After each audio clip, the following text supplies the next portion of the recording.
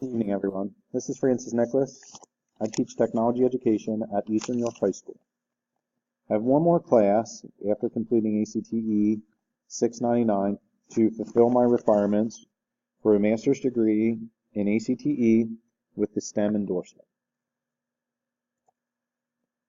The purpose of my research was to try and develop a way to measure growth mindset, specifically how students use creativity and/or imagination when problem solving. I wanted to see if I could control an environment that would encourage students to think outside the box. I wondered if there is a point where teachers can provide too much or too little information that students wouldn't have the proper knowledge to problem solve. In my department, we constantly talk about the expansion of technology and its impacts.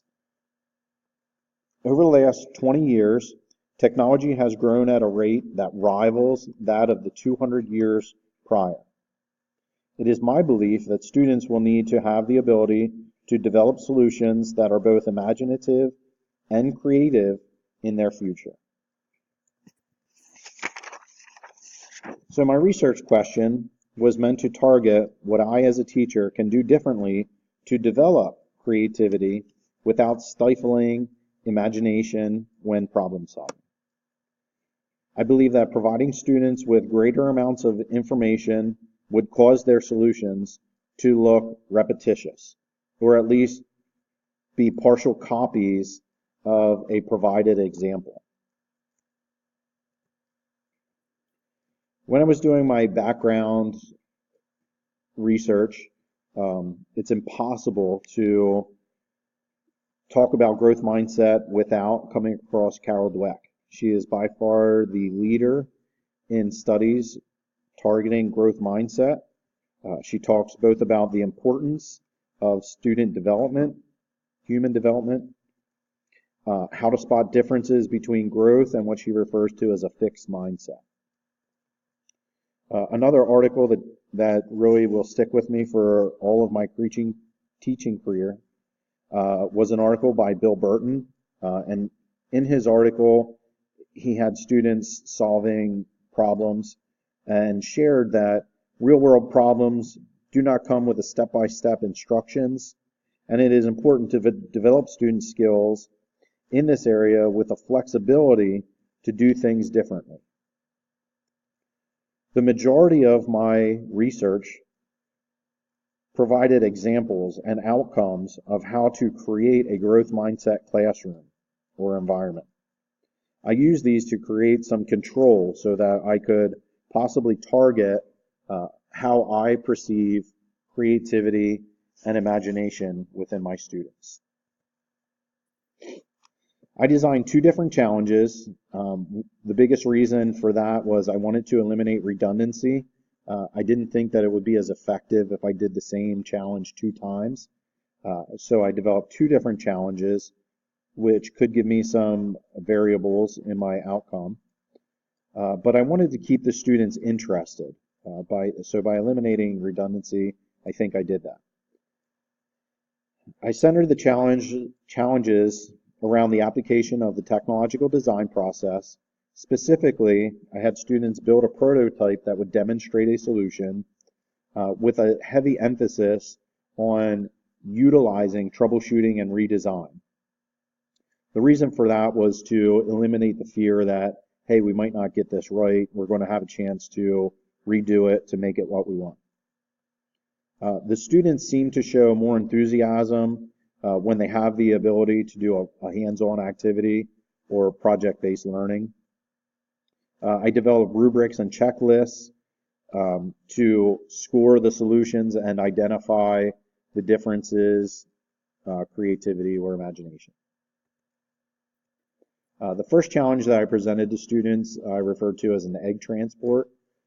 In this challenge, students were given specified materials, they were given vocab, force, impact, deceleration, they were given criteria, the wheels had to spin, it had to be a certain length, It had to travel down a ramp, impact a barrier, and keep an egg from breaking. They were encouraged to develop something different. One of my biggest regrets is that I didn't take a picture of this. I actually had a student create a transport that looked like two wheels that met perpendicularly. There was just enough room to get the egg inside of them, so and it worked really, really well. Not as well as some of the others, but with a little bit more development, it was an incredible, different design. The second challenge that I created for the students was a battleship. Students created some kind of floating vessel along with a mechanism that would work to sink an opponent's ship. In this activity, students were giving the same materials type list, vocabulary with an emphasis on buoyancy, the list of criteria again, size requirements, material requirements. In this one, I provided an example. So I created a vessel of my own so that students could see a possible solution to the effort. Again, they were encouraged to develop something new and different. So my findings. In the battleship, which I consider my control because majority of the time we create these challenges and we give students some form of example to go by. So I figured because that seems to be the majority of the time, I would make that my control.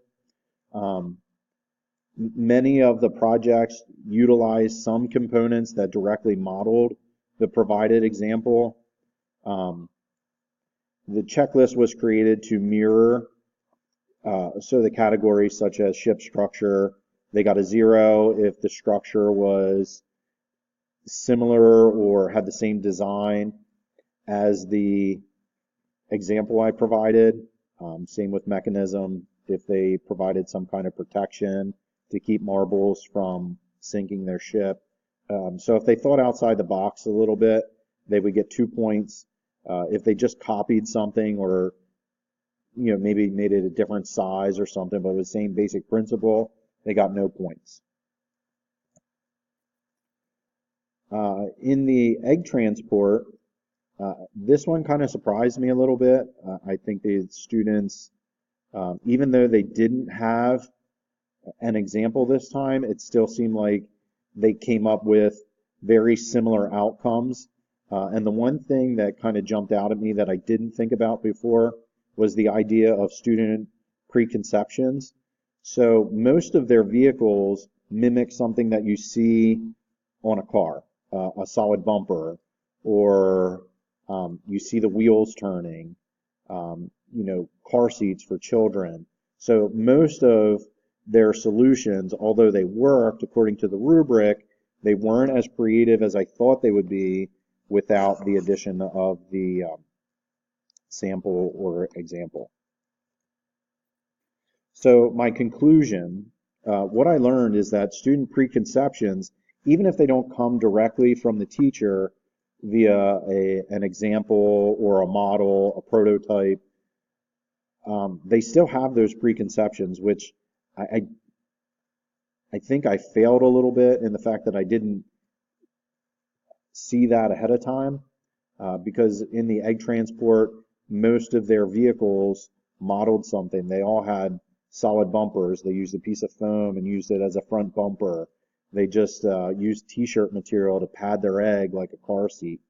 So most of those sample or most of those solutions, the students didn't have anything to model after, but they did, and I didn't think about that.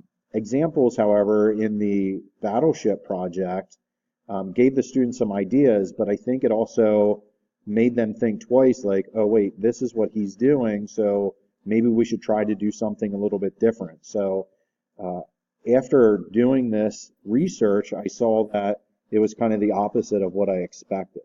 So my personal impacts, I'm going to continue to develop models and share examples with students of, prior solutions and things like that, so that they can be encouraged to try something a little bit different when they work through their challenges. I've also immediately started allowing students to help develop the challenges. So this latest challenge that we're doing, the students actually developed the challenge. I gave them some guidelines, and they developed it. And it's actually, um, it seems like it's going to be harder for them to do it than if I would have just done it myself.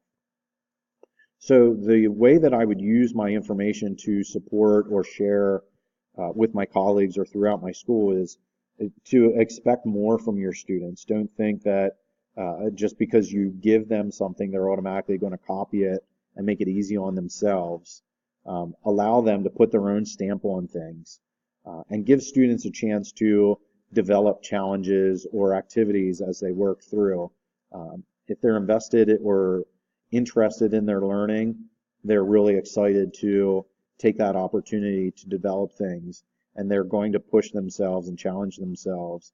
So it was a lot of fun and kind of eye-opening. Thank you, and I hope this helps.